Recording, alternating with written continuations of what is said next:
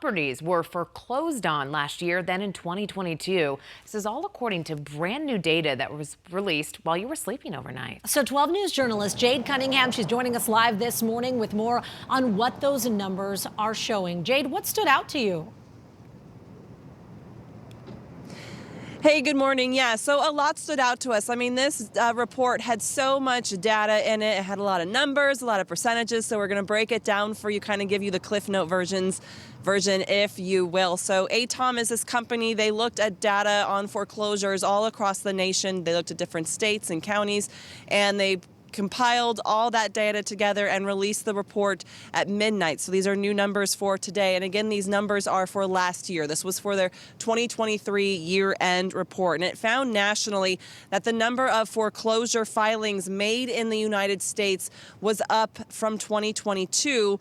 There were 357,000 filings made in 23, so a lot. But the number of foreclosures actually completed decreased. And the number of foreclosures made just last month in December were also down from November. So a lot of fluctuating. This chart that you're looking at actually shows despite that increase in filings made year after year, we are still well below what we saw pre-pandemic. And Arizona saw a similar trend. We kind of followed the national trend, if you will. Last year, we had just over 6,000 foreclosure filings, which is up slightly from 2022, but again, far below what we saw in 2019. Arizona actually was listed by ATTOM as the 25th state with the highest rate of foreclosure filings. And then looking even deeper into it, Maricopa County last year reported 3,153 foreclosure findings. That number is also up from 22, but again, far below from what it was 5 years ago. The states with the highest foreclosure rates, in case you're wondering, last year were New Jersey, Illinois, Delaware, Maryland, and Ohio. Again, Arizona ranked 25th.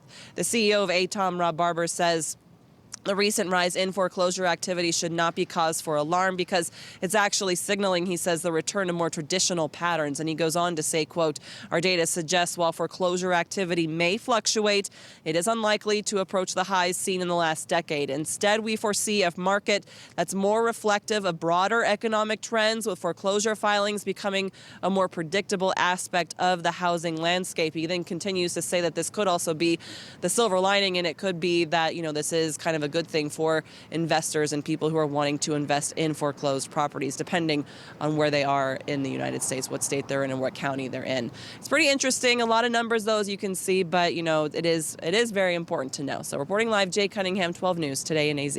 Thank you, Jade.